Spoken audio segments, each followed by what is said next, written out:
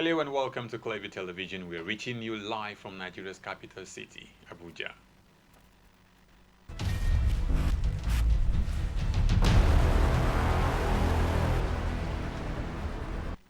Residents, Security Task Force kill 100 terrorists in Bangi community in Mariga local government area of Niger State.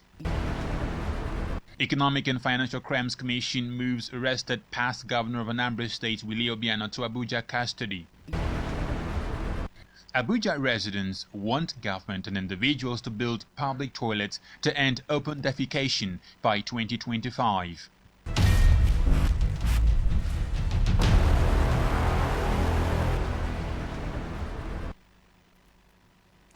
I am Nten Ekpan with the news. The Nigerian police says its officers and men are leaving no stone unturned to stamp out all forms of criminality across the country. As part of this commitment, the police in Abuja on Thursday paraded 30 suspects over their alleged involvement in various crimes. Clearview TV's Mercy Eke reports that the suspects were arrested by the Police Special Tactical Squad STS from different locations.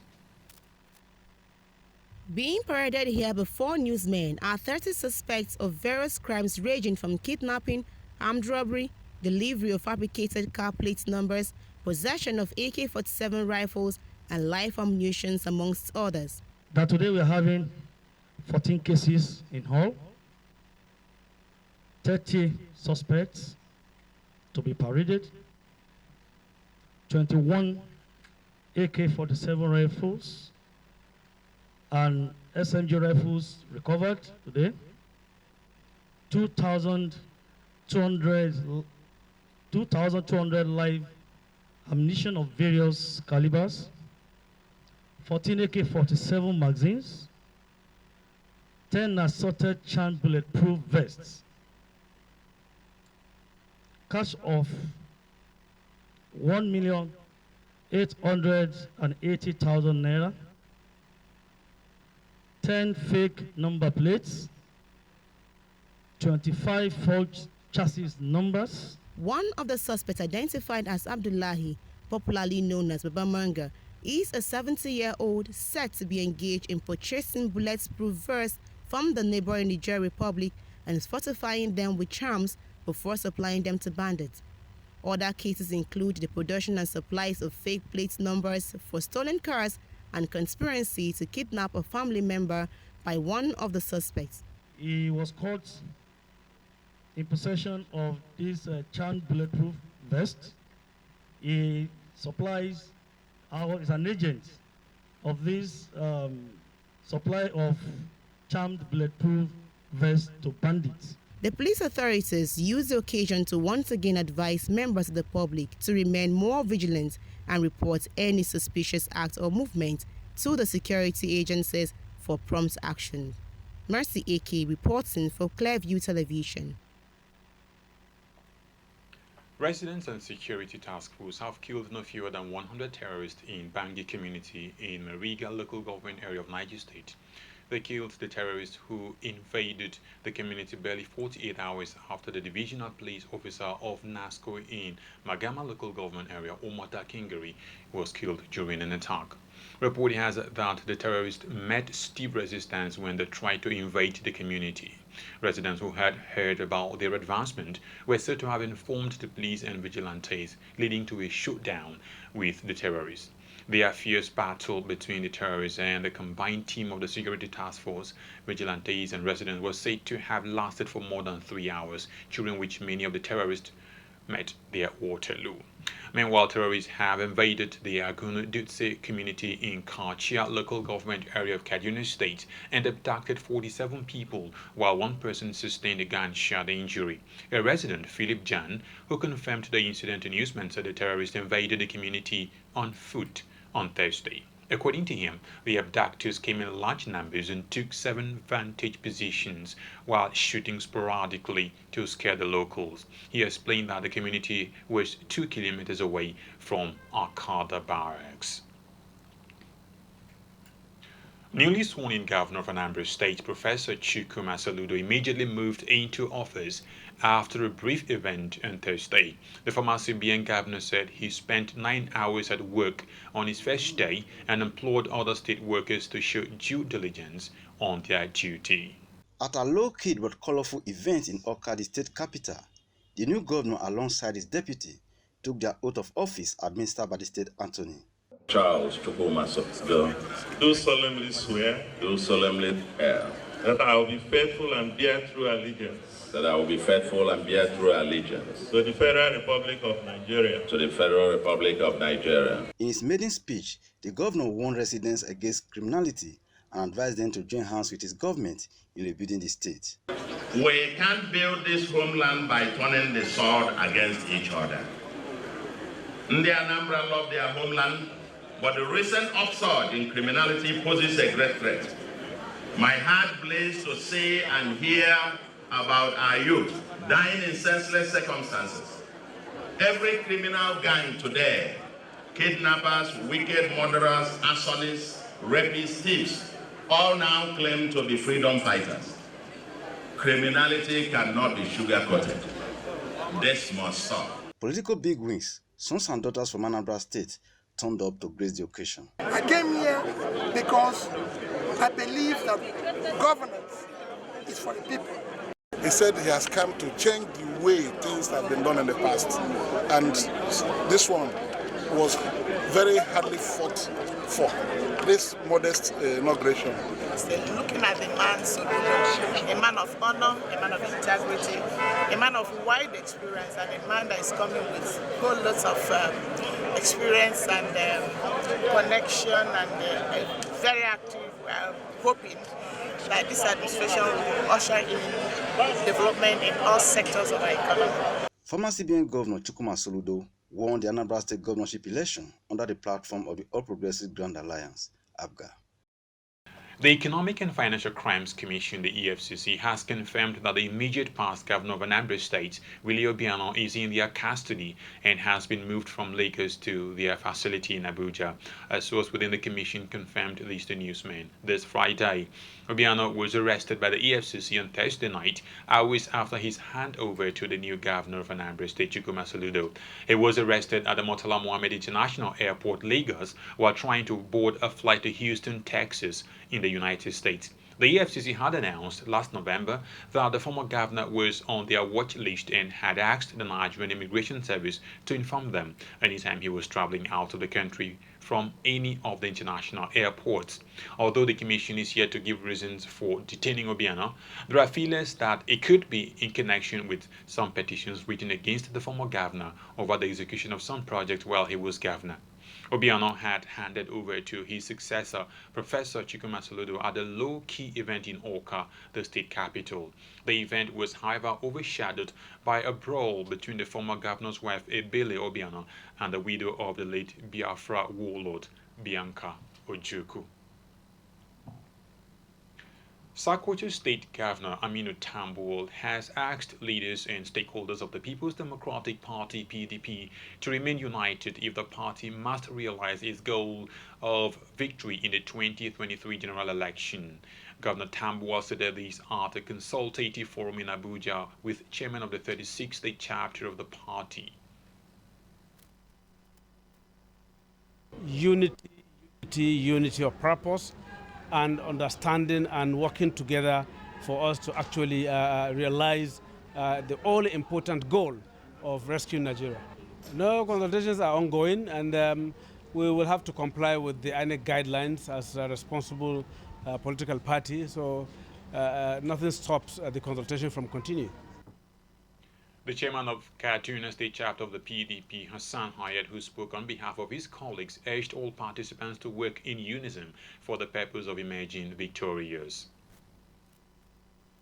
And we are asking everybody to join forces. We cannot have more than one president at a time. And therefore, all others, there must be unity of purpose amongst them, like just among all other members of the party. We want to move together, and we want to make sure that whoever picks the ticket wins the election. The party members are in high spirits that they will reclaim power come 2023. A macroeconomic modeling lab and intelligence desk has been set up in the Ministry of Finance, Budget and National Planning. The 8th official commissioning in Abuja, Minister of State for Budget and National Planning, Anambra, said the outfit is to serve as a testing ground for government policies before implementation, as well as a platform for reviewing other macroeconomic problems requiring urgent attention by the government. Clearview TV's Gloria Otta has the details. The newly commissioned Modeling Lab and Economic Intelligence Desk will serve as a technical laboratory for technical officers in the ministry to conduct research on key economic questions, put proposed new policies to test before commencement of implementation to determine their validity, as well as to carefully study and analyze economic questions and other macroeconomic problems affecting the country. Commissioning the Lab and Intelligence Desk, the Minister of State, Budget and National Planning, Anambra, said that with the available macroeconomic models and analytical tools in the lab, results obtained from researches conducted would be used to support the ministry in consulting with relevant stakeholders and institutions in the process of developing and implementing national plans within the country. Macroeconomic models and other analytical tools in the lab are expected to help the ministry fully play its role as a think tank and fulfill its mission as a policy advisory body to the government. Specifically, the models for policy making in the lab can, among others, be used for testing proposed new policies before they are implemented, examining the effects of policy changes in the country, projecting the future time path of the nation's economy, structural analysis, forecasting and policy evaluation, or simulations for alternative policy options, designing and preparing the macroeconomic framework for national development plans and annual budgets, and the MTEF, setting short-term, medium-term, and long-term targets for macroeconomic variables and development goals. The International Monetary Fund, IMF's resident representative in Nigeria, Ari Eisen, commended the government's bold move to address macroeconomic issues and pledged IMF support in ensuring that the models are fully utilized. We are here to learn more than anything. You know more of what Nigeria is than we can ever know coming from outside. And I would be very, very interested to hear from you and learn today and in the next weeks to come. The World Bank, like the IMF, stands very ready to support you. We have already been supporting the Budget Office of the Federation in its revenue forecasting, both oil and non-oil revenue forecasting, even before now. The Modeling Lab and Economic Intelligence Desk was set up in line with the ministry's mandate, which includes achieving the National Development Plan 2021 to 2025, launched by President Muhammadu Buhari. The plan is designed to tackle certain challenges in the country and help the government's plan of economic rejuvenation in all sectors of the economy for inclusive national development. The lab is equipped with portfolios of macroeconomic models on the Nigerian economy, analytical software, and scholarly publications by the Department of Macroeconomic Analysis of the Ministry. Gloria Atta, reporting for Clearview Television. You're watching the news from Clearview Television. We'll take a short break. When we come back, the rest of the news. Please stay with us. Listen to this truth. We are growing by the day, and our viewership keeps growing on our different platforms. We are inviting you to advertise your goods and services with us at incredibly low rates.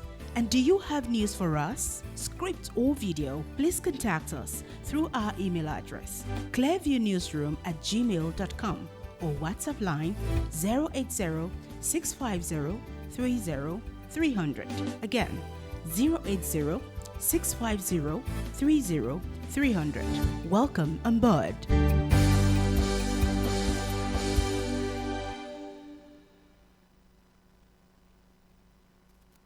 Welcome back in on the rest of the news. Now, Nigeria had on February 20, 2022 reaffirmed its commitment to end open defecation by 2025 following the signing of the agreement to that effect by the federal government.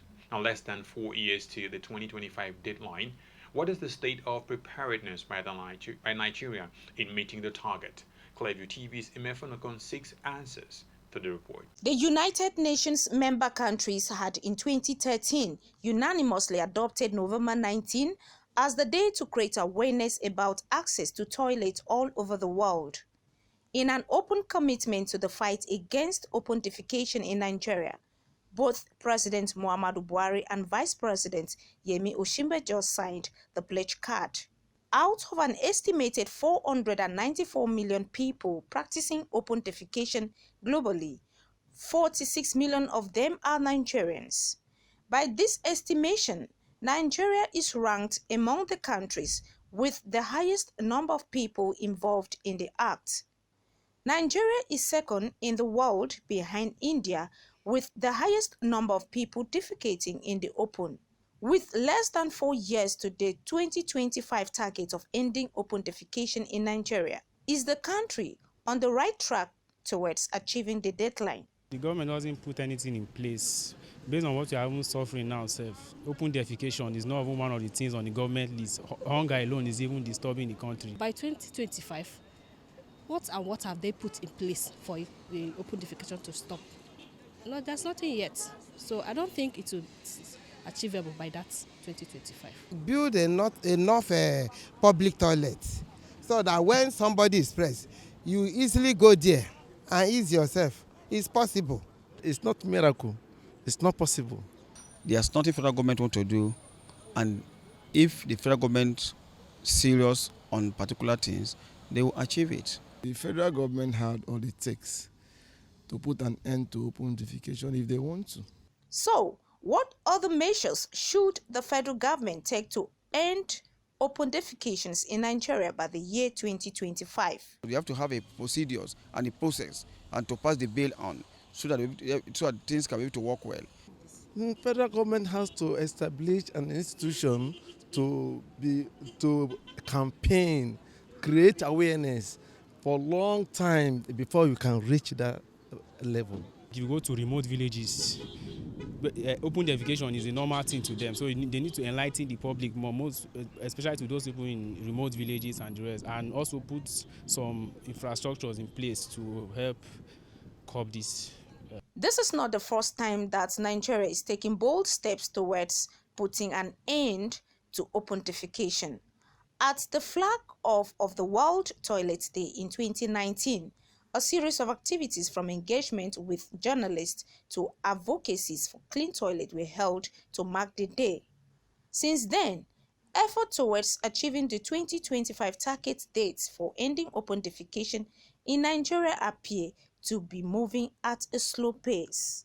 Imefonokon, reporting for Clearview Television. Outside the home, school is one of the first areas where a child is absorbed into the society. The school is also an agent of socialization dedicated to teaching a child the ways of the society. But what happens when the school becomes a fast route to the early grave of children as a result of violence and brutality under the guise of corporal punishment from teachers and caregivers in the name of instilling discipline in them?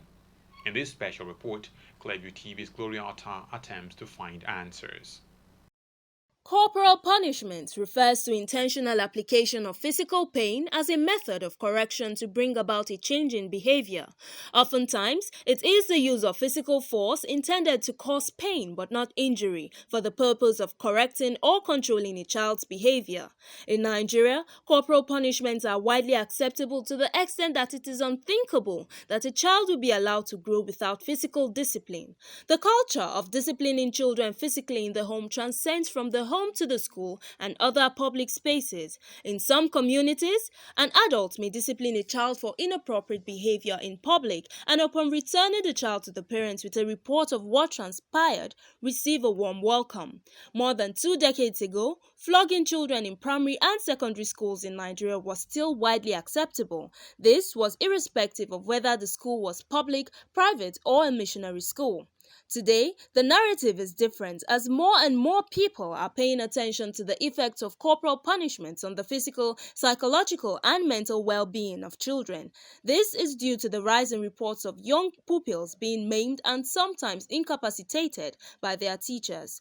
Most disturbing is the story of a 19-month-old boy, Obinna Udeze, who died after allegedly receiving 31 strokes of the cane from his teacher in Delta State. Obinna's offense was that he got himself wet from playing with some water. As a correction, the little boy paid the supreme price. As I was making noise, creating the scene for the teacher to come out, students from the class, pupils came out and said, "Big mommy, our big mommy and uncle and one auntie that used me with one hand, left hand and leg, and was popping him like a goat." And I said, "Who is big mommy?" They pointed at the proprietress, the same woman I met last night. The worry among many is, should corporal punishments like flogging and others still be tolerated in Nigerian schools? For me, it is not the best way. It's not the best way. I think talking to a child, the best way a teacher can actually change a certain lifestyle from a child or have an listening ear from that child is for you to create a relationship with that student. Be more friendly. I had never been in support of having to spank a child to correct him. What are you really going to... How would you spank a child that is less than 2 years? What will you gain from that? And if you ask me, there are better means to correct a child than spanking him. But you can begin to deprive them of, okay, maybe their playtime or some other very good activities. I will not say that is the best way. In a civilized world, they don't even flog. If you flog, they may even go extra mile with you. Flogging may not be the best way of correcting a child in school. You can at least isolate that child, isolate him from others, make him to stand for a while. He will understand. Then you can bring him back. Do you know the reason why I asked you to stand? Because you did this and that. Therefore, don't do it again. Some others think that the absence of corporal punishment will lead to an increase in moral decadence, thereby affecting the overall development of young people. I don't subscribe to the idea that corporal punishment should be stopped. If you look at the professors these days, I mean, those people who say their children should not be flogged, should not be disciplined, during their own they were disciplined. That is why they were able to become maybe what they are today. At the global level, more and more countries are introducing legislations to protect children from corporal punishments. Under Article 11 of the Child Rights Act 2003, Nigerian children are amongst the 42% of the world's child population who are legally protected from corporal punishments in schools. The implementation of the Child Rights Act in Nigeria will in the days ahead come under serious scrutiny following the death of Obinna Udeze after receiving 31 strokes of the cane from his teacher. So, what ought to be done to stop the age-long scars, physical and mental, that teachers leave on pupils and students? Gloria Atta reporting for Clearview Television. Following the ongoing war between Russia and Ukraine, the Nigerian government says it is coming up with a new policy on trade with the former Union of Soviet Socialist Republics countries with whom it shares important mutual trade relations. Speaking at the weekly State House briefing in Abuja, Minister of Industry, Trade and Investment Niyi Adebayo said the Trade Department of his ministry has been briefed to analyze the crisis in the region as it concerns trade with Nigeria and come up with a report on how to move the sector forward. Well, I can assure you that my ministry is looking at all the issues involved, and since the war has come up, the Ministry of the Trade Department in my ministry is looking at all the things that we import and that we export to them with a view to coming up with a policy paper which we will be presenting to Mr. President. We have the new port of Lekki coming up. I know that there are plans for a new port to come up in Badagry. At the last PEBEC meeting, we also looked at the possibility of utilization of Warri ports, but there are certain issues and problems with it at the moment that are being looked into. And just before we go on the news, let's look at the major stories again.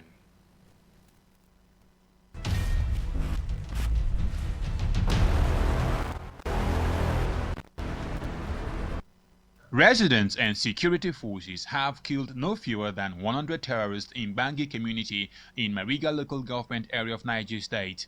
The combined forces killed the terrorists who invaded the community barely 48 hours after the divisional police officer of NASCO in Magama local government area Umar Dakingari was killed during an attack by terrorists.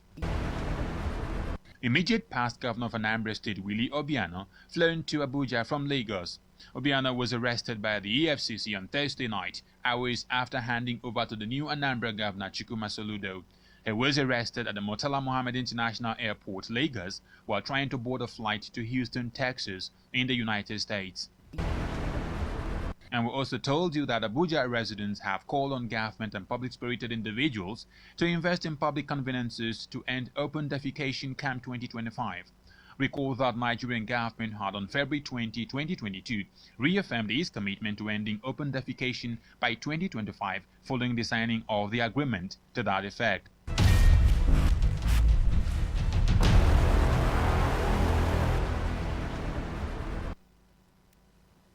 Do remember to like us on Facebook and Clearview Television, follow us on Twitter at Clearview TV, on Instagram at ClearviewTV-NG, and also remember to subscribe to our YouTube channel, Clearview TV.